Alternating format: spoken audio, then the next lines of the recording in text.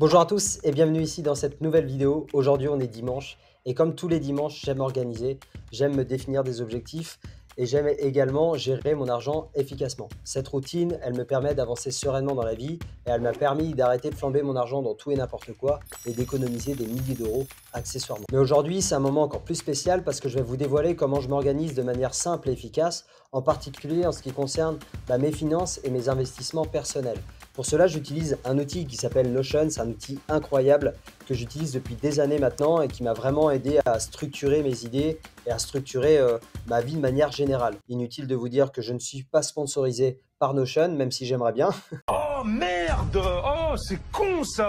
Bref, à la fin de cette vidéo, je vais vous offrir la possibilité de télécharger gratuitement le template Notion que je vais vous montrer lors de cette vidéo, ce qui va vous permettre, je l'espère, d'optimiser votre gestion financière à votre tour. Alors si vous en avez marre d'arriver en fin de mois dans le rouge sans plus un sou, ou vous avez du mal tout simplement à gérer votre argent efficacement ou vos dépenses quotidiennes, ou vous vous demandez tout simplement comment faire pour gérer votre argent de manière simple et efficace, écoutez, cette vidéo elle est spécialement dédiée pour vous. J'ai envie de vous dire tout simplement qu'aujourd'hui, c'est l'occasion de reprendre le contrôle sur votre vie financière de manière simple et accessible. Et on y va tout de suite, c'est parti.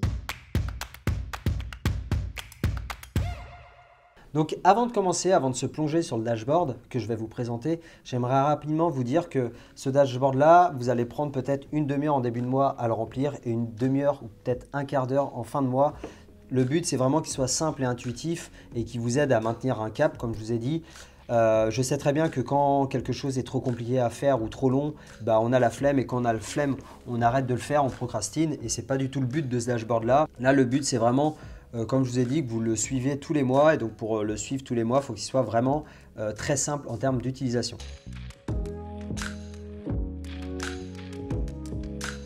Donc ici, tout simplement, la première chose à faire, c'est les 5 questions du dimanche 1er du mois.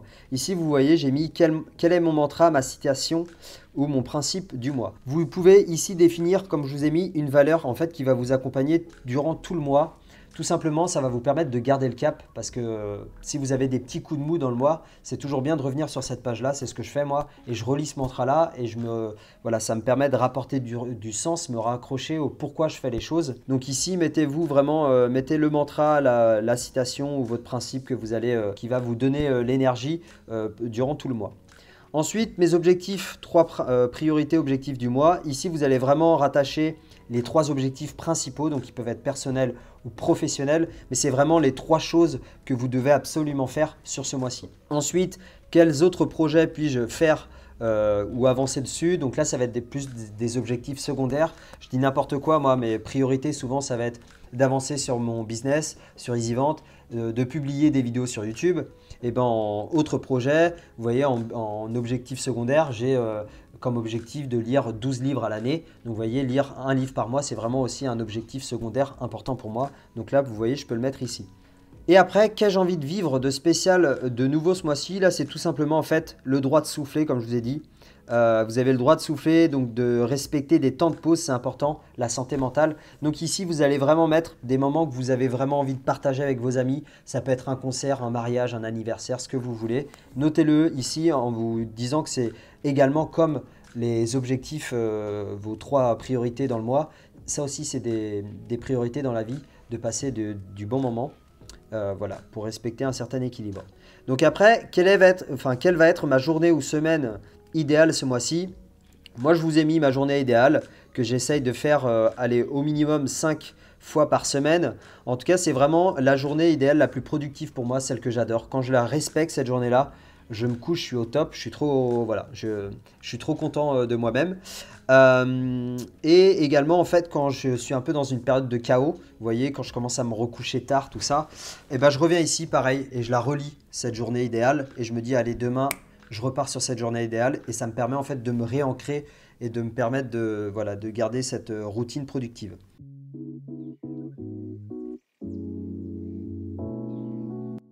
Ensuite, finances. Rentrée d'argent, sortie d'argent, c'est très simple. Ici, vous avez vos cash inflow. Donc, je vous ai mis des chiffres, voilà, comme exemple, des chiffres fictifs. Mais là, on va dire, par exemple, EasyVente, ce mois-ci, ça m'a rapporté 2000 euros. Et la sponsor Notion, parce que je me projette dans l'avenir. YouTube, j'ai mis un chiffre au pif, 1000 euros. Mais bon, s'il y a un mec de Notion qui écoute ça, vous savez que, hein, voilà. Non. Cash outflow, donc ça va être la sortie d'argent. Donc ici, je vais mettre toutes les sorties essentielles en priorité. Donc vraiment, vous voyez, logement, les courses, salle de sport, faire du sport, pour moi, c'est essentiel également. Le coiffeur, le téléphone, l'essence pour aller au travail, tout ça. Voilà, ça va être des dépenses essentielles que vous ne pouvez pas, on va dire, écraser et que vous allez devoir forcément payer ce mois-ci. Donc ça, c'est important de le budgétiser parce que quand vous allez faire la soustraction de ce que vous avez gagné moins ce que vous devez dépenser sur le mois, vous allez avoir un reste à vivre avant investissement. Et ça, c'est super important. Je vous ai mis également 3 colonnes, là, vous voyez, occasionnelles.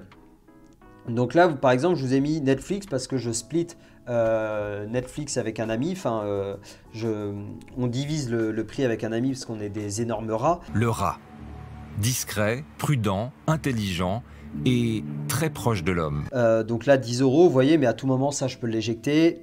Je vais sur Paris pour un passeport, pour mon passeport japonais, pardon. Donc entre le train aller-retour plus 2-3 sorties avec mes amis, bah, je pense que ça va me coûter dans les alentours de 300 euros. Et là, comme exemple, comme actif et passif, je vous ai mis que j'avais un passif crédit voiture de 300 euros.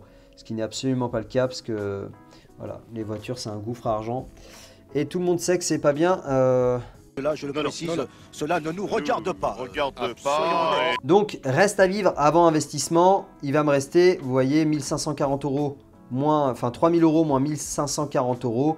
Il va me rester 1760 euros de reste à vivre avant investissement. Donc ça, cet argent-là, on ne va pas le dépenser dans tout et n'importe quoi. Avant, on va l'investir et on va l'épargner.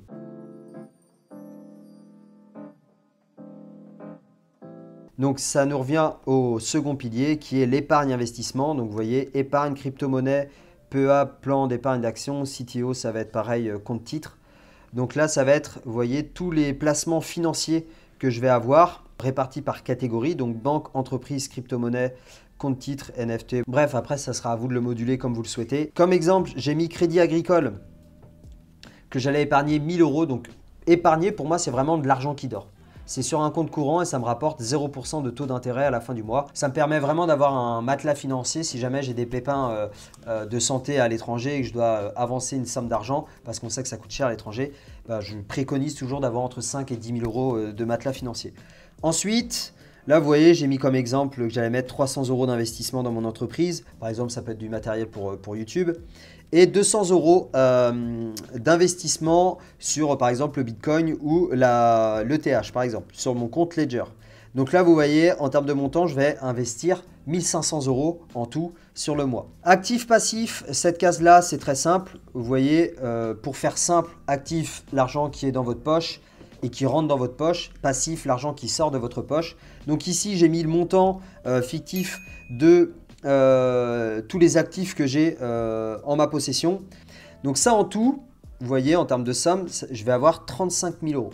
Et en termes de montant passif, pour vous donner un exemple, même si le but du jeu dans la vie, c'est d'avoir zéro passif et avoir que des actifs, ça peut arriver que des fois, vous devez avoir un passif. Hein. Donc là, j'ai pris comme exemple crédit voiture. Vous voyez, j'ai dit, bah, c'est comme si j'avais acheté une voiture au mois d'octobre. Et donc, du coup, je déclenche un passif de 5 000 euros parce que j'ai demandé un prêt de 5 000 euros à la banque. Bah, là, le but du jeu, ça va être de tous les mois prioriser le remboursement de ce passif-là avant justement de vouloir investir sur autre chose. Donc là, vous voyez, trésorerie nette, actif moins passif. Donc 35 000 euros moins 5 000 euros. Vous pouvez voir que j'ai une épargne où j'ai un montant actif de 30 000 euros en ma possession. Ce qui me permet en fait d'avoir un reste à vivre après investissement de 260 euros mensuellement. Donc là, c'est tout simple. Comment j'ai fait ce calcul-là? Rentrée d'argent, moins sortie d'argent, moins épargne et investissement. Il va me rester mon reste à vivre en termes de dépenses plaisir. Donc là, en fait, les 260 euros, ça va être les dépenses que je vais utiliser pour aller au cinéma, au restaurant, au concert avec des amis, tout ça. Moi, personnellement, j'ai une carte de crédit où dessus, je mets par exemple cette somme-là, 200-250 euros par mois. Et je sais que je vais utiliser juste cette somme-là pour toutes mes dépenses plaisir sur le mois. Et cette carte-là, elle est gratuite et elle est spécialement conçue juste pour ces dépenses-là. Comme ça me permet vraiment, si jamais j'utilise 150 euros dès le premier mois ou dès la première semaine, je sais qu'il me reste plus que 110 euros pour le reste du mois.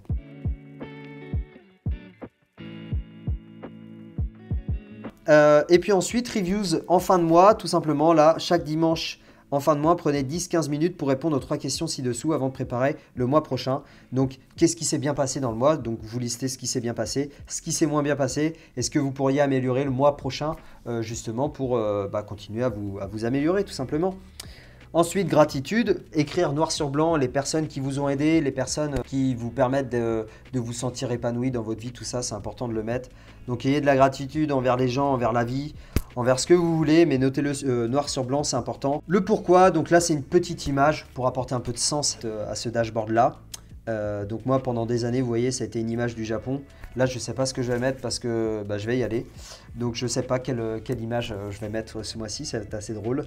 Et là, en termes de note générale, vous notez selon ce qui s'est passé sur le mois. Une note générale, ça va vous permettre, vous verrez à la fin de l'année, d'avoir une moyenne générale à l'année. Mais ça sera sur un autre template et sur une autre vidéo. Je finis très rapidement. Nouveaux achats sur le mois. Donc là, c'est tous les achats que vous allez, les petits plaisirs que vous vous êtes fait. Et la to-do list avant nouvel achat. Se poser peut-être ces questions-là avant un achat impulsif. C'est important. Ça va vous permettre de savoir si vous avez vraiment besoin de cet objet ou non. C'est la fin de cette vidéo en tout cas. J'espère comme d'habitude qu'elle vous a plu, que vous avez pris du plaisir et que surtout vous allez suivre ce dashboard-là.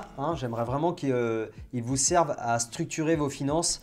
Que comme moi, vous réussissez à épargner de l'argent de plus en plus tous les mois, que vous mettez des objectifs, que vous ayez un cap dans votre vie. C'est le but de cette chaîne, que tout le monde puisse mener une vie intentionnelle comme il le souhaite en fait. Voilà le message de fin de cette vidéo. J'espère qu'elle vous a plu. N'hésitez pas à la liker, à vous abonner, à la partager. Ça va beaucoup m'aider en termes de référencement. Je vous dis à la semaine prochaine, une vidéo totalement différente où je vous explique une galère énorme que j'ai eue au Mexique et que j'étais à 2 doigts de ne pas faire cette vidéo-là si cette galère était arrivée. Bref, j'en dis pas plus. Je vous dis à la semaine prochaine. D'ici là, prenez soin de vous. C'était Zixama. Namasté.